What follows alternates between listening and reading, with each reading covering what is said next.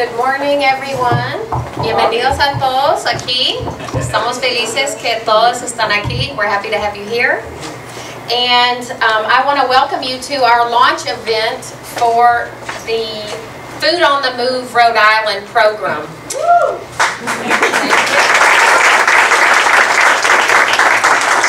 A lot of you may have known this program, which was formerly called Fresh to You, which emerged out of a really important clinical trial that was led by Kim Gans here and McGoram, or several clinical trials at the Brown University School of Public Health. And those trials found that bringing mobile produce to Providence and places across the state of Rhode Island was a really effective way to address our state's really high rates of food insecurity. About 15% of Rhode Islanders experience food insecurity on any given day in the month. We have the highest rates of food insecurity in New England. And what's really so tragic about this is that a lot of people who experience food insecurity are also obese. This is kind of one of our big public health conundrums, and it's something that this program has been trying to address and trying to understand scientifically for the last 5 years. Well, now we know that bringing fresh produce to people where they live and where they work can really help address a lot of these crises. What we've found is that if you subsidize the price of fruits and vegetables a little bit and you make them cheap and easy to buy, that people will in fact eat more produce. And that's something that we found working here and also in partnership with the Providence Housing Authority over the years. So I want to just really congratulate Melissa for her leadership, because she's been absolutely extraordinary, and it's because of her that we've been able to bring this project into communities across this city for the last several years. So let's give it up for her.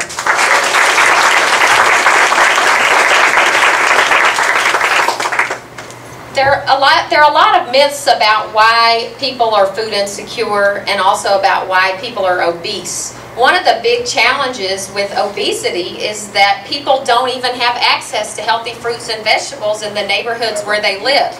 And we have a lot of food deserts and food swamps in the state. So the aim of this project is to bring services to people where they live. We know that that's been proven effective, particularly for the elderly and for children in all of the sites where we've brought this. But one of the things that's most exciting about this new project is that we are doubling the value of SNAP recipients' benefits. Let me say that again. We're doubling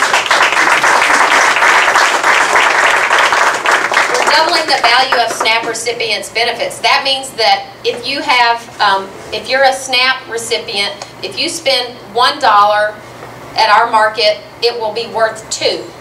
And this is made possible with the support of a grant from the U.S.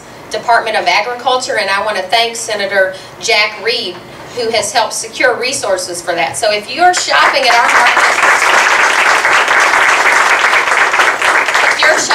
market, and you're eating mangoes or papayas or any of the stuff that you see behind me today, and you have twice as many fruits and vegetables as you did before, you should be thinking about Senator Reed when you go to sleep at night. Because he has really been an advocate for this program, and also hopefully another one that we've applied for that we hope will allow us to bring local fruits and vegetables to all the sites where we work. The other thing I just want to remind you of is that this is a market-based solution. We need all different kinds of food aid in the state of Rhode Island. The food bank provides food to 63,000 people during the month, during the year, which is remarkable. But we also need market-based solutions. People need to not only be able to go and get free food, but they also need to be able to buy fresh produce in the communities where they live and work. And we hope that this is a model for the rest of the country.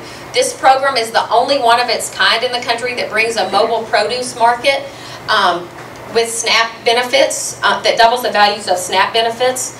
And we think that this has the potential to be replicated across the country. So believe me, the federal government is watching this program with keen interest.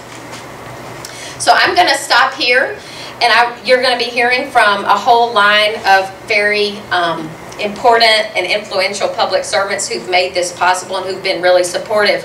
And I also, just as I close, want to thank Melissa again and the Providence Housing Authority, the Mayor, Senator Reed, Andy Moffett, Kim Gans, Jim McGoram, and the Brown School of Public Health for making this possible. And last but not least, our Mayor, Mayor Elorza, for supporting this. I hope that as we conclude that you all stay and shop and support our project.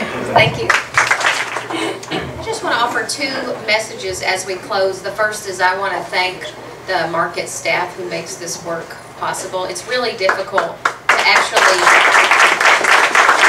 it's hard to bring a whole supermarket to a different place every single day. So could the members of the staff just stand up so we can thank you?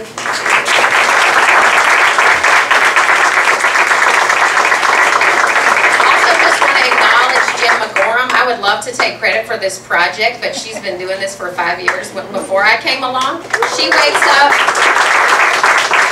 losing sleep about whether or not she's a public health nutritionist, and she wakes up, you know, every morning thinking about how to overcome these huge social problems. And she's an inspiration to me every day. And as Ken Payne said, she is a force of nature, accountable to no one, in service of all. Which is absolutely the most apropos way to describe Jim McGoram, and she's a public health hero who makes me proud. The last thing I just want to close with is a practical matter, and this is a challenge that millions of Americans face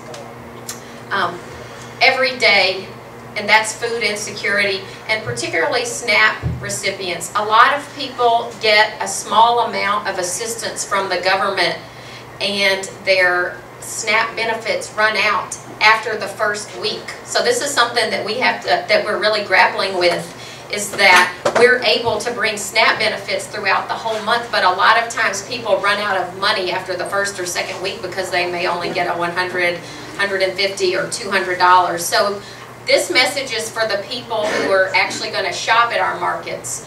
We cannot get to every single site the first week. We would love to. We're able to get to 10, which is 2 per day, and that requires, it's like a Tetris.